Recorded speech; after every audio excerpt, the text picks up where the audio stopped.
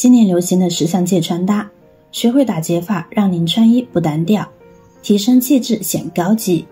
想要搭配更时髦，今年流行的打结穿法不能少。大家好，欢迎来到美食彩味，一起跟着视频看看具体的操作方法吧。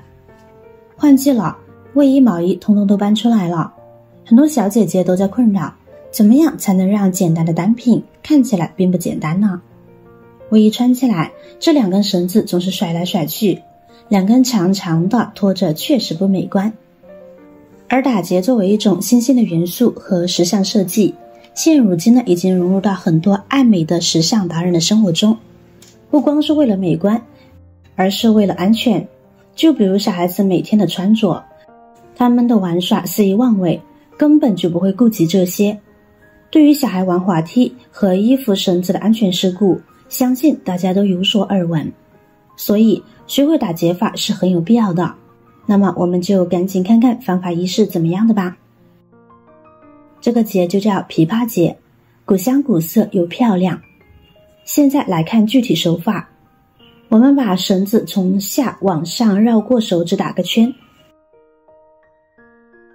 然后往后下方再绕回来，再打第二圈，同样的方法向上绕上去，后下方再回来，再打第三个圈，一个圈比一个圈小。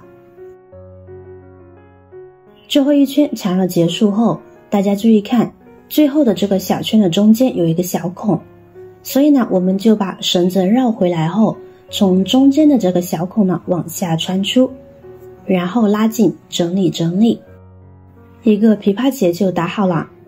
我们把它拉得稍微紧一些，这样呢才不容易散落。拉紧后就是放入洗衣机里边也不会散开哦。这个结给人一种特别大气复古的感觉，而且大家发现没有，有一点像衣服上面盘扣的样子，感觉呢有一种中国元素在里面，看起来就舒服。这个结适合老老少少每一个年龄段的人，老人打尽显大气，孩童打这个结尽显童真，怎么穿都好看。接下来再来看看方法二，这个结叫做麦穗结，因为它就像一束麦穗似的。注意看手法，同样的把绳子往上绕，打个圈，然后注意对比两边的圈呢是否在同一高度。接着把绳子呢从后下方呢再绕回来，然后从这个圈里边拉出来。接下来我们就像编辫子一样往下编就好，把三根绳子呢相互交叠，就这样一直重复操作就好。为了让大家一次性就能够学会看懂，这里我已经把速度放得非常的慢了。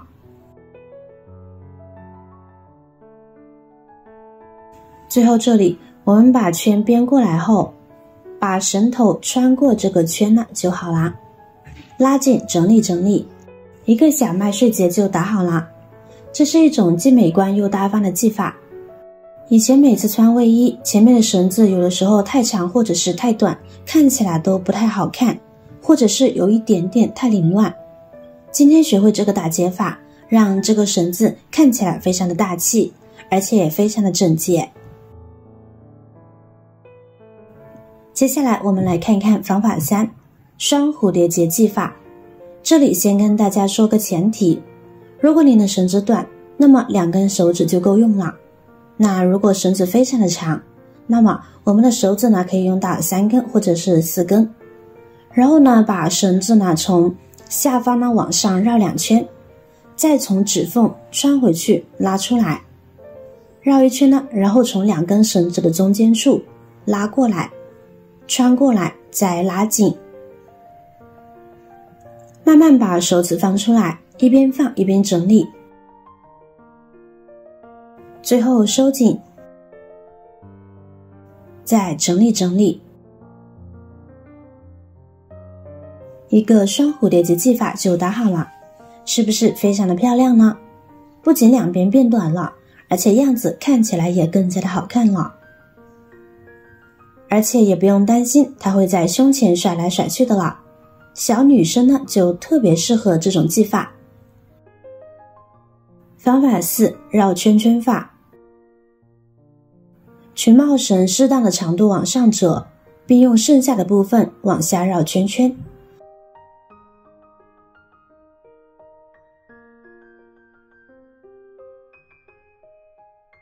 绕到圈圈结束，最后将一小段绳尖塞到圈圈里，上边部分拉一拉，下边部分拉一拉，整理整理就完成了。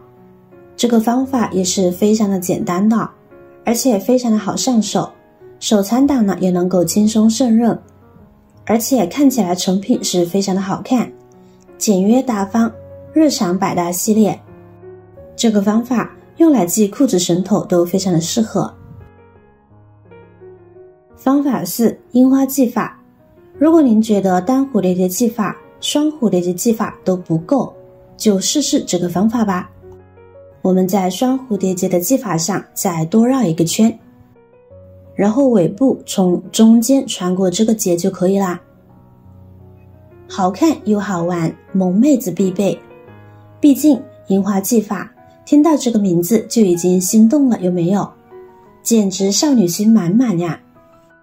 一件普通的卫衣，只要有了这个樱花结，也瞬间变得好看了许多。熟能生巧，如果一遍两遍不好看，就多练几遍就好啦。方法5，南瓜系法。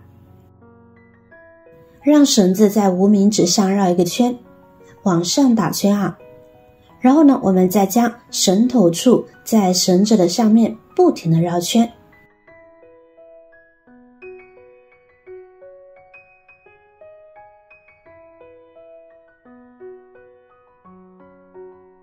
直到绕到绳子的尽头，然后我们把无名指的这个圈取回来，把绳头处拉扯回来两个相遇，再把绳头穿过刚刚的圈孔里面，也就是我们无名指进去的地方，轻轻一拉扯，稍微整理一下，慢慢的刚才绕的圈就形成了一个比较大的圆环。